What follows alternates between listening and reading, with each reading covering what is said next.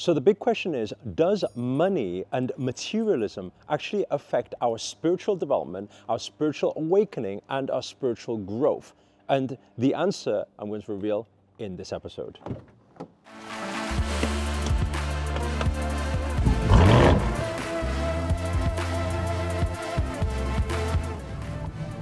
So why is it that a lot of the time when people dive into spirituality or start their awakening process, becoming more conscious, becoming more loving, more caring, and it becomes a taboo topic when people speak about money or the desire for money. They say, oh, this person's not spiritual, they're all about material.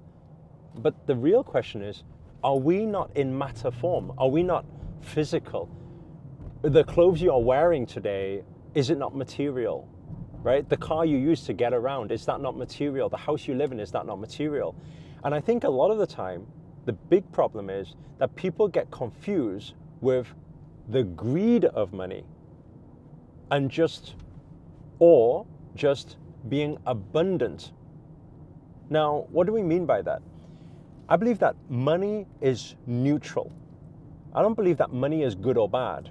Money is what you make out of it. Let's say, for example, you take somebody who's likes to do drugs or do crime or whatever like that, right? And they are badly behaved with bad habits. I believe if you gave them a lot of money, they will probably do a lot of bad in this world, or a lot of bad to themselves. But I believe that if you take somebody who's loving, who's caring, who wants to change the world, who wants world peace, who loves doing charity work, I believe if you take them and then you gave them a lot of money one day, they will give a lot of it to charity. They will help a lot of people. And it's a very interesting thing because I believe that a lot of spirituality, when I asked my spiritual master about it, I said, what is spirituality to you? And what he said to me is, he said, spirituality is everything. Spirituality is abundance. It's all inclusive. It's not a separation. The biggest problem is a lot of the time people separate the physical to the metaphysical. That's why a lot of people say, oh, I feel it in my soul, but you can feel things in your soul and you're channeling it and you're downloading it. But are you materializing it and manifesting it and doing your physical duty, right? Our human life purpose. Do you believe you were put here for a reason? Like a divine reason? Or do you think that God just put you onto a physical limited realm just so that you can be challenged by ego for no apparent reason at all? There is something to manifest here. There is something to fulfill here. So I don't believe that money is bad. I believe if people think that money is the root of all evil, I believe maybe those people need to reevaluate what thoughts they have in their head or how they have been conditioned. Because isn't it true that a lot of the time, the lack of money is the root of all evil? Like when people lack money, what do? They steal, they cheat, right? They kill even. That's the lack of money. When you lack money, how's your vibrational frequency? When you can't pay for your living, you can't pay your rent, how's your vibrational frequency?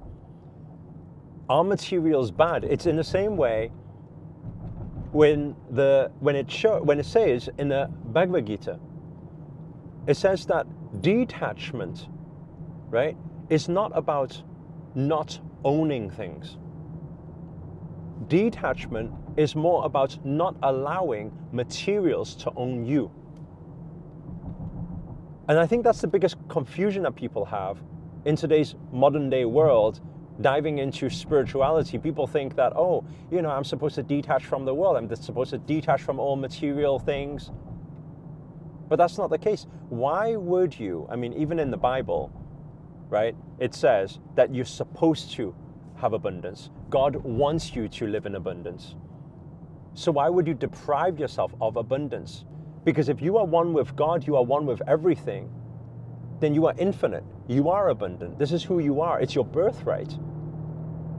But the biggest problem happens only when you allow materials to own you. Let's say, for example, one day, if I lost this car, right, would I be upset? If I become upset, then I am attached to this material. Then that becomes a problem, right? One day, if I couldn't drive this car, or I couldn't live in the house, or I couldn't have this watch, if I couldn't have the clothing I have, right? How would I feel? Do I feel not happy? Do I find my happiness? Do I seek happiness through materials? If that is the case, then obviously that is going to disturb your spiritual growth. Because spiritual growth is saying that, hey, we are infinite. We should have no fear. We should have no negativity. This is what we're striving towards. Not saying we shouldn't have, but we are striving towards liberation, being free. I know too many spiritual people who are spiritually free. In the metaphysical, they're very free. Every time I close my eyes, I meditate, I feel peace and bliss. I say that's wonderful. But my question is, what happens when you open your eyes? When you're back into this physical life, what happens? How do you feel? Are you still in peace and bliss? And if you're not, no, I hate work, I hate my environment, people are negative, I hate this 3D or material world. It's like, then you need to really think about, are you really taking your infinite soul calling, your connection with the abundance of the universe, and bringing that love and that compassion and that abundance into this world? And so that's why it's been a few years since we've had any episode of the Yogi with the Lamborghini. But recently I've been reminded of how this world is so much divided by these two types of people, the material people and the spiritual people. And what I realized was the people who need this help most is not so much the spiritual people. The people who need love, they need compassion, they need this knowledge, it's not so much the spiritual people, it's more to do with the material people. And I'm thinking, how, if I dress in a robe and just say namaste and practice breath work every day, how do I get my message to land, if I'm speaking a different language, to the people who are hurt most, to the people who are most lost? But my thought was always, okay, even when we first launched the show, at the beginning, 2018, with the first Lamborghini, I said, I understand this vision is bigger than me. What people say doesn't matter. I'm bigger than that. My message is bigger than that. It doesn't matter if the material people look at me speaking spirituality saying this person's gone cuckoo. And it doesn't matter if the spiritual people watch these videos and say, look at this materialistic person showing off their car, because I know my intent. And in the same way, when it comes to materialism, when it comes to money, you need to know what your intent is. Is it your ego? Is it your sense or need for significance? Is it your greed for more? Is it your attachment to things that is making you do certain things? And if your answer is no, it's not. You can let go and surrender all of that. Let me tell you something. You are a very advanced human being. You are going into and connecting with your highest spiritual realm, which is that universal abundance. And that is where you really find liberation. But you also need to understand, and I want every spiritual person out there to understand, that material is not bad, money is not bad, comfort is not bad. Why would you not want comfort for the people you love around you? Why would you not want them to be able to sit on a business class flight, to be more comfortable, your loved ones? Why would you not want to be able to do that for them? Why would you not want that freedom for the people you love, or even for yourself, to be able to do what you want, whenever you want, with whomever you want? And it just so happens that in this physical realm, money allows you that freedom. I'm not saying money buys you happiness, right? Happiness is found from within. But if you can develop yourself spiritually, and this is the purpose of this channel or this show, to be able to hit the two realms. If I can speak spirituality and awaken the spiritual people to remember that you were put onto this physical plane for a physical reason, then do your physical duties also, right? Live abundantly physically also. serve in the physical realm also, manifest in this physical realm also, for you and for others. And at the same time, for everybody else who is in that material world, listening to this person speaking cuckoo language when you clicked just because you've seen a bright orange Lamborghini, to remember there's something more to life than just money.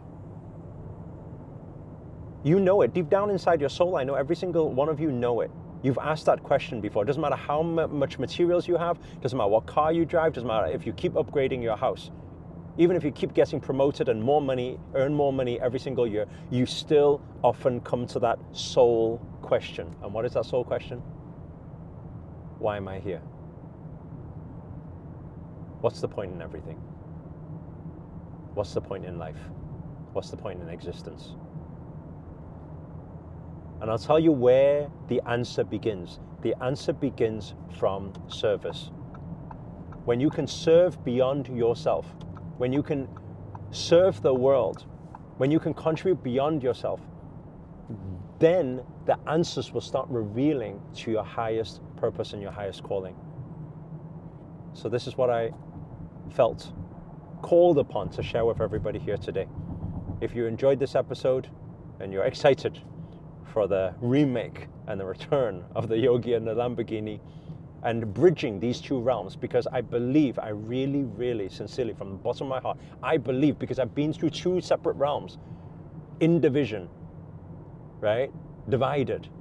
I believe that division, dividing the two realms, is not the solution. I believe if you put the heart, you put the love, you put the compassion and the service, and you get that message to the materialism people, I believe the money people will be able to make a big difference in this world with the right intent.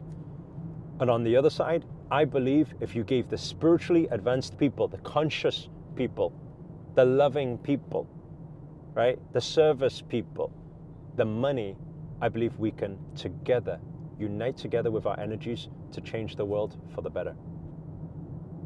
That's my words. If you guys enjoyed the video, please do hit the thumbs up, hit the like button. Also, comment below, let us know where you guys have tuned in from. That's always nice to know. And finally, if you're new to this channel and you haven't already, remember to hit that subscribe button and the notifications button next to it. That's a little bell sign, by the way, because this year we're dedicated to making daily videos to hold you accountable to make it your best year yet. So, bringing back our old rituals in Yogi with a Lamborghini show, we are going to do a ASANA challenge. By the way, those of you who have not joined our Facebook tribe, make sure to join it, because there you can meet a lot of like-minded people who are all into spirituality and consciousness, which we're all here to support each other as one big soul family. And inside that Facebook group, I'm going to run the first episode of this challenge, meaning that I'm going to do an asana now. You guys will try to do it and see if you can do the same asana. That's the asana challenge for this particular show. And make sure to tag, hashtag, Yogi with the Lamborghini. Okay, so if you tag it inside the Facebook group, I'll be able to see it, and we're going to pick out winners every single week to see who does it best. Okay, so today what we're going to do a not so complicated asana. Okay, see if you guys can do this. Okay, so what is this? This is how we do by picking up our feet. We lift up, okay? And what we will do is we will lift one leg up, straighten the knee completely, hold the balance. This allows all of your minor chakra energies to be activated and flow towards your energy center, which is your manifestation center. Then you will do the same thing with the right leg. Okay, 1, 2. And then you will do the same thing with 2 legs, right? You will hold your balance. The final part of the challenge, which is the toughest part of all, see who can do this one. Without touching the ground, you will bring 1 foot over and hold this very powerful mudra for receiving and connecting with the divine energies. Okay, so see if you can do it with both legs. And what we're going to do next week, we're going to announce the winners and give out a prize to who can actually do this. Film yourself doing it, holding this pose, and see who can do it. So I look forward to seeing you guys and your videos inside our Facebook group. Other than that, I'm sending my love and blessings to every single one of you. Namaste. Namo Himalaya.